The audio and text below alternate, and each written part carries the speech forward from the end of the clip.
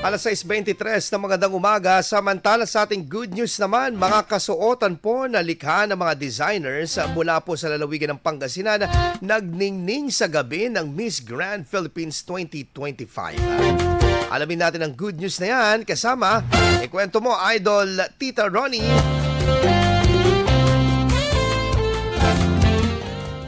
Kumikinang sa ganda ang mga kandidata sa kakatapos na Miss Grand Philippines 2025. Ngunit higit pa sa mga isinuot nilang kasuotan ang tunay na bituin ng gabi. Sila ang mga Pangasinenseng designers na nagpamalas ng husay at pagkamalikay na may pagmamalaki ng lalawigan. Isa sa mga tambok na matagumpay ay ang national costume na nagwagi sa competition. Isang sorbetes-inspired creation ng designer na si Renel Suarez mula sa Dagupan City. Umagaw rin ng pansin ang isa pa niyang likha para kay Miss Zambales, isang mala superhero na costume na pumasok sa top 6 ng national costume segment. Samantala, hindi rin nagpahuli ang world-renowned designer na si Rian Fernandez mula sa Alcala, Pangasinan. Siya ang responsable sa mga eleganteng kasuotan ng tatlong bagong kinoronahang Miss Grand Philippines 2025 queens mula sa Pampanga, Taguig at Zambales. Nakasuot sila ng kanyang likhang canary yellow trumpets-inspired gown na talaga namang nagpatingkad sa kanilang kagandahan. Isa pang kapuri-puring disenyo ay ang Borka-inspired gown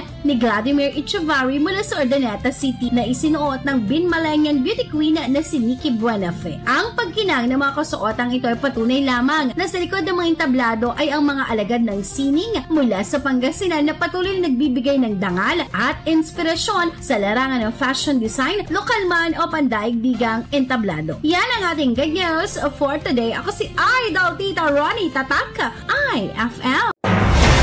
IFM News. IFM News. IFM News.